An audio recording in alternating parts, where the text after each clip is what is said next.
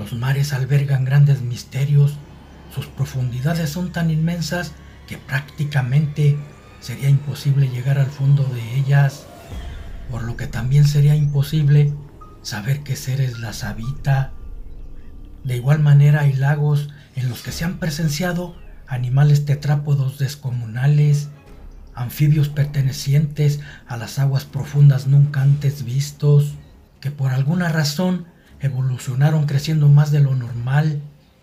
También en algunos ríos, los cuales cruzan las inhóspitas selvas donde pequeñas aldeas se ubican cerca de ellos, han llegado a tener avistamientos de algún ser no muy común.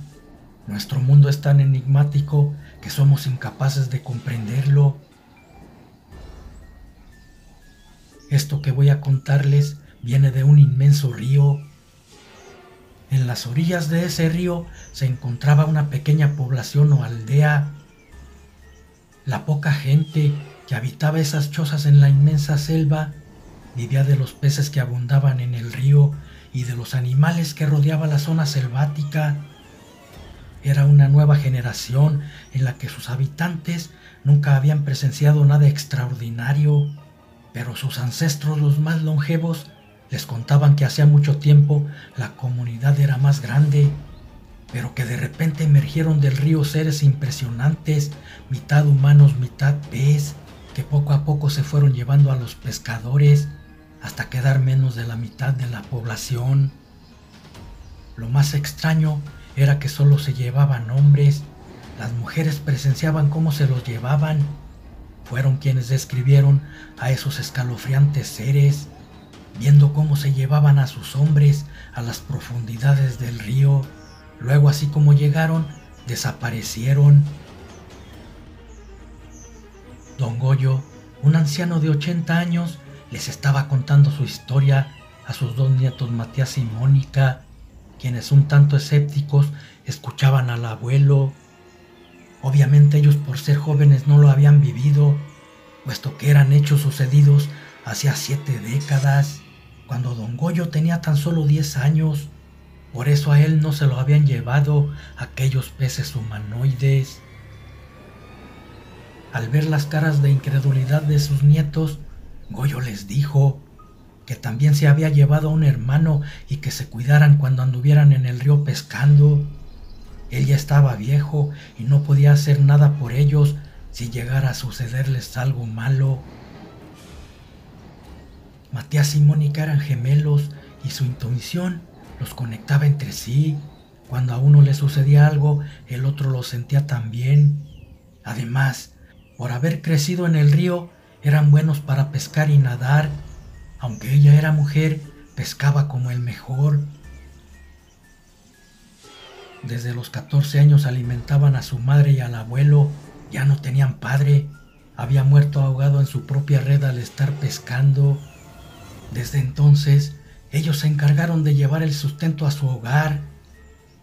Su mamá estaba orgullosa, eran buenos hijos y agradecida estaba con Dios por habérselos prestado. Igual Don Goyo les había enseñado muchas cosas, a poner trampas para animales y una técnica muy común entre ellos. Atrapaban serpientes venenosas y utilizaban su veneno mortal impregnándolo en sus cuchillos y en dardos que lanzaban con cerbatanas de bambú. Eso les hacía ser buenos cazadores. También los protegía de los depredadores. Pasó un tiempo y a pesar de estar en plena selva, rodeada de animales poderosos entre rugidos, nunca habían tenido una desavenencia lamentable con ellos. Llegó el día de su cumpleaños, cumplían 18, su mayoría de edad, pero ese mismo día algo en el río estaba ocurriendo. Los fuertes vados de su corriente se estaban llevando a un pescador. Al menos eso parecía, porque su mujer, que había ido a pescar con él, dijo haber visto una gran cola de pez y un rostro muy raro revolverse entre el agua y el cuerpo de su esposo. Parecía mujer pez, pero que había sido extraño porque antes de eso se escuchó un horripilante canto y miró que su pareja se metía al agua como sonámbulo. Por más que le gritaba no le hizo caso, parecía ir hipnotizado. Don Goyo dijo que las arpías habían regresado y no se irían hasta llevarse a todos los hombres. Tenían una especie de canto con el cual hipnotizaban a los hombres. Para ellos era una hermosa melodía. Los hacía entrar en una especie de sopor, perdiendo su voluntad, pero las mujeres lo escuchaban horrendo. Esa era su forma de atraerlos para llevárselos. Tal vez se alimentaban de ellos. Ya había sucedido hacía muchos años. El miedo les hizo no ir a pescar por un tiempo. Sin embargo, eso no salvaba a la comunidad de aquellos engendros, porque una noche los hombres más jóvenes que vivían cerca del río empezaron a caminar dormidos hacia él. Matías era uno de ellos. Su abuelo Goyo no escuchaba nada por estar viejo, pero Mónica decía oír una tenebrosa canción. Trataba de detener a su hermano para que no siguiera, y como no le hizo caso, le dio un golpe en el rostro. Entonces Matías despertó. Su mamá le dijo que le pusiera algodón en los oídos para que no escuchara el canto de las sirenas o se lo llevarían. Lo hicieron y Matías pareció despertar de un sueño porque no recordaba nada. Lo habían salvado de morir devorado por aquellas mujeres carnívoras acuáticas, pero se habían llevado a 2 muchachos vecinos. Por lo acontecido, supieron que de noche eran más mortales, pues su maldito canto se escuchaba a la distancia, posesionándose de la mente de los hombres aún dormidos, cosa que no hicieron 70 años atrás, cuando Don Goyo lo había vivido. Habían evolucionado más, lo cual las hacía más peligrosas. Entonces, los hombres tuvieron que ponerse algodón en sus oídos todas las noches, y para mayor precaución, los ataban de un pie al barrote de la cama. Eso alertaría a su familia si querían salirse. Las mujeres tenían que soportar todas las noches sus horribles chillidos que emitían como canto. Pero había otro dilema. Tenían que ir a fuerza al río, vivían de la pesca y necesitaban pescar para poder sobrevivir. No obstante, sería tanto como ir a la boca del lobo. Mónica sí podía hacerlo. Las mujeres no caían bajo el influjo de su canto y ella pescaría para todos. Sin embargo, lo que sacaba del río no era suficiente. Aunque no podían dañarla, estaban al acecho. Veía que se revoloteaban en el río sus enormes aletas coloridas. Sobresalían de las turbias aguas y en ocasiones también la dejaban ver su escamoso rostro, tratando de amedrentarla. Obviamente lo hacían. Ese tipo de entes, su sola presencia causaba miedo a cualquiera. Su terrorífico aspecto impresionaría a quien sea, contimás a una muchachita de 18 años, pero valientemente soportaba su miedo para poder llevar algunos peces a la aldea. La comunidad estaba conmocionada por la presencia de esos entes. Pensaban que no se irían hasta dejar la aldea nuevamente sin hombres, y eso los aterrorizaba. Mónica estaba exhausta de tanto ir a pescar sola. Había más muchachitas como ella, pero les daba miedo acompañarla. Además, no sabían pescar y así no les servían de nada. Se descuidaría por cuidarlas a ellas y eso podría significar su muerte. Matías no podía permitir que su gemela estuviera yendo a pescar sola, rondando esas entidades malignas. Entonces decidió ir con ella. Pescarían más y se cuidarían uno al otro. Su madre y Don Goyo los dejaron ir, con la condición que pescaran con la red desde la orilla del río sin usar la panga, y que llevaran su cuchillo y los dardos impregnados de veneno de víbora.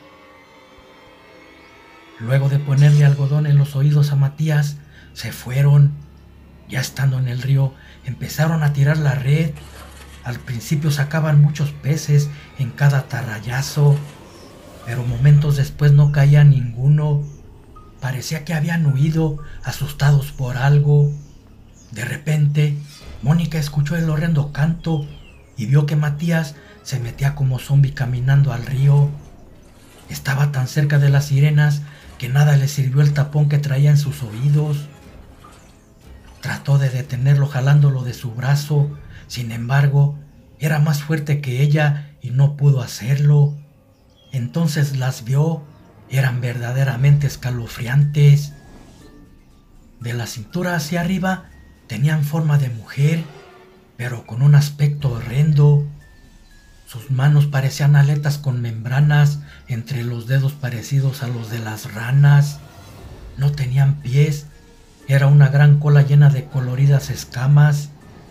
Fueron unos segundos los que las vio, porque después empezaron a hundir a su hermano para llevárselo. Al verlo en peligro reaccionó y con la cerbatana les disparó dardos envenenados. Por lo menos eran 3 sirenas y vio que un dardo se clavó en una de ellas. Era cuestión de tiempo para que muriera. Otra de ellas la tomó y se la llevó, mientras una tercera arrastraba al fondo a Matías. Mónica era experta nadando y sin pensarlo se lanzó al agua. Quería salvar a su hermano a una costa de su propia vida. El peso de Matías hacía más lenta a la sirena y lo aprovechó Mónica. Podría durar cuando mucho 2 minutos bajo el agua y en ese tiempo debía liberar a su hermano de sus garras. Sacó su puñal envenenado y nadó con todas sus fuerzas hasta darle alcance. La sirena abría su boca mostrando unos grandes colmillos y con una mano le tiraba zarpazos con sus afiladas uñas. Pero no era tan rápida por traer a Matías y Mónica las esquivaba. Entonces, de un certero golpe, le clavó el cuchillo envenenado en su costado. El dolor la hizo soltar a Matías. Mónica nadó a la superficie cargándolo. Milagrosamente, habían salido con vida. Cuando Matías se liberó del hechizo, les contó que de repente miró unas hermosas mujeres nadando. Cantaban una bella melodía y lo invitaban a nadar con ellas, mientras que Mónica escuchaba y veía todo lo contrario. No supieron si murieron las sirenas heridas, pero desde entonces ya no aparecieron ni ellas ni su canto maligno.